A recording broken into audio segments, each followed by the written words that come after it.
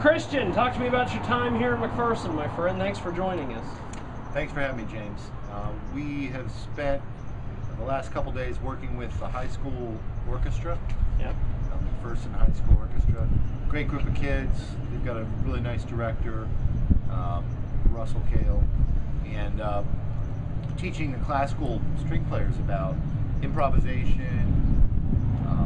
The purpose being that often classical string players, when they finish high school orchestra, some of them may go to college, play in the orchestra,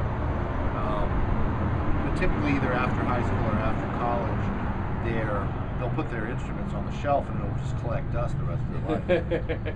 So one of the reasons for teaching them musicianship, music theory, improvisation, different styles of music is so that they can then engage in a lifelong learning process with music after they finish the orchestra. Because an orchestra is an awful lot of infrastructure to have to, and if you need to have that infrastructure to accommodate you being a musician, that's sort of a hardship. So that's part of it. Also, generally exposing kids to lots of different types of music, I think is really edifying and enlightening for them. Often kids that play classical music are listening to rock music or listening to R&B or hip hop or country, all kinds of other music. So you want them to have a sense of being able to relate to other styles of music. Also, really stressing that creativity is an asset, that every student has their own creative personality, and that's an asset that they can exploit, that they can utilize. If you think about who your favorite artists are, your favorite musicians, chances are the reason you like those musicians is because there's something different about what they do. There's their personalities coming through. It's not necessarily about their virtuosity. So classical string players, they learn a lot of sophisticated skills dealing with virtuosity, playing the instrument. But we really want them to get in the practice of and be encouraged to tap into their creative voice, create something, whether or not it's virtuosic. It can be expressive and it can be reflective of their unique personalities.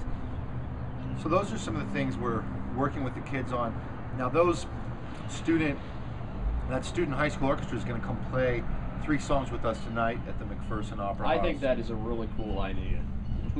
Yeah, they're gonna work with my trio, so they're gonna have to play with a rhythm section with a drummer and a piano player, and they're gonna play different styles of music than what they normally do. So we're gonna do a piece by Joe Zawinul, "Mercy, Mercy, Mercy," which is a classic funky jazz piece.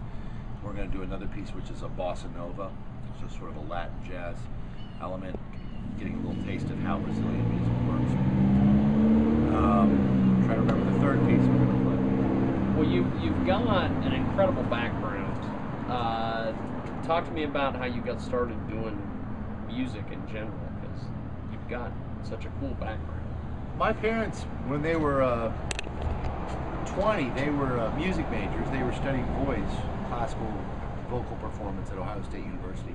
And then I was born, and so they changed course. They wanted to do something that was more practical, in their opinion. And but they saw a demonstration of young kids performing the violin, a demonstration of the Suzuki method of teaching, and they thought it was so cool. They said, "Well, when our son's old enough, we're going to start him playing the violin."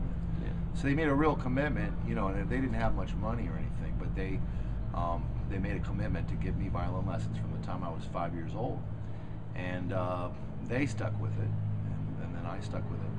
So I had this real nurturing music education from an early age. That's ultimately what I'm grateful for, and what I can thank for being able to do what I do today. Now, throughout my life, took different twists and turns. When I was in high school, the age of the kids that I'm working with tonight at McPherson High School, I was into rock music, so I started playing in a rock band. I was still doing classical violin, but I also started playing in a rock band, and I was playing a little electric guitar and bass. And that was when I got the bug for more thinking about music in a different way, because rock musicians and they have a different skill set that they develop and different kinds of things that they learn about in music. So eventually those things came together in me, and that's why I do what I do now today, which is play the violin, but combining a lot of different styles of music together and bringing a lot of my creativity into it. Now, you recently worked with Dido. I noticed on your website. You have this. Talk to me about this. Well, Dido's recent recording, her most recent album, I think it was just released a few weeks ago. I played all the strings on one of those tracks. Yeah. Wow. That was a lot of fun. It's sort of a hip hop violin track. Yeah. And of course, I worked with Les Paul for 10 years up until his passing a few years ago. That was a great experience. A lot of people know the name Les Paul. He was a lifetime achievement Grammy winner and really an American icon in a lot of ways. Invented the electric guitar. He invented multi-track recording. So hanging out with Les Paul, for 10 years was really instructive, because here's this guy who's, upwards of 90 years old. Yeah. But he was an innovator. So he was around in the 20s, and he worked with Charlie Parker and all these, old jazz stars, and throughout all the eras. He'd been through it all. So you'd think that an older guy like that would have a very conservative mindset in some ways, but he was an innovator. So it made me. There was a lot of wisdom I got from Les. Yeah. Now, playing a venue like the McPherson Opera House, I'm assuming you've been in there to sound check or at least take a look around. What do you think of that venue? Oh, it's beautiful. It's historic. Has a lot of charm. Has a lot of personality. The acoustics sound really nice in there. I love it. We love to get to play in a venue like that. It's got a lot of warmth and history in it. Yeah. Now, what are some of the big projects you're working on this year? Well, just had an album release, my album called Southern Exposure, and we performed at Lincoln Center just last week. In fact, 6 nights. Did 12 concerts at Lincoln Center in New York City with a guest artist named Richard Galliano, who's a internationally renowned jazz accordion player. He also does a lot with tango and classical music. So I played with my quintet at Lincoln Center for the release of Southern Exposure, which is a record drawing on music from Brazil, Cuba, Argentina, Spain, south of France, and more. So it's sort of drawing on music from a Hispanic sphere of influence, like a Latin jazz CD, if you will. Yeah. So that's been a really fun project. We've had reviews in the New York Times, Wall Street Journal, Downbeat Magazine, Jazz Times Magazine, and a heck of a lot more. A lot of radio. It's on the radio right now around the country. Yeah. So really excited about that new project, Southern Exposure, and we'll be continuing to tour with that project as well as this project that I'm here with tonight for the next couple of years, hopefully.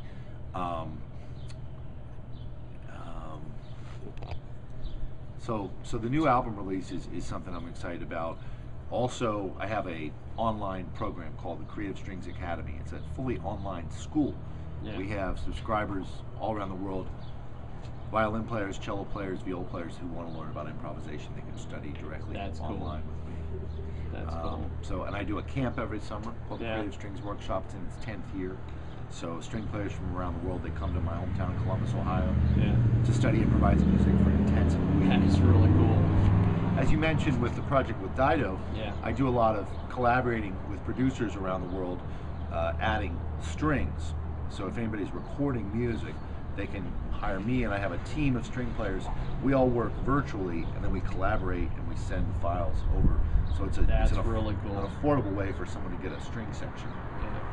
Now, before I let you go, how important is it working with today's youth and getting them ready to, I wouldn't say essentially take your spot, because I don't know if anybody can take your spot, but I mean, getting them ready, because like I see jazz radio, a lot of jazz radio stations are going off the air across the country, and jazz, people still love the crap out of jazz, but we're trying to get everybody together, and you seem to be one of these guys that's wanting to get the youth to come to do the next generation of jazz. So how Well, important is that's that? a good point. Yeah, it's a good point. I mean, a lot of people, when they hear the word jazz, they think of different things. And, you know, because of that, sometimes I'll even distance myself from the word jazz because people don't know what it means. They have different ideas of what it means. Yeah. For the kids, for the classical musicians, what I try to stress is this aspect of lifelong engagement with music. Yeah. Whether or not they're into jazz or fiddle music or, you know, rock music, or they want to play in like a worship band or their church service or something, that's fine. I don't care what kind of music you're into. Just use your creativity. Stick with music, because music is a humanizing phenomenon in our communities, in our families, in our own personal lives. Music is a good thing. Everybody agrees with that. Music is a good thing. Yeah. We want to have more music in our communities, in our families. And so all these kids that study in school, I want them to be able, equipped and motivated to continue with music going on in the rest of their lives, engaging their creative brilliance, their own creative intelligence, and expressing themselves and working through whatever they're going through in their lives, having music with them to work through those things. That's really what's most important to me. If people like jazz or they like other music, that's fine. That's cool. Well, we're doing a special thing with a lot of our interviews now. We call it artist to artist. And since you've known Les Paul and you know all these amazing people, if you could meet one celebrity that you haven't met, and you had a chance to talk to them, what would be the one question you would ask your favorite celebrity, musician, sports star, or whatever? Wow. Okay, here's what I would ask. Okay, and who is it?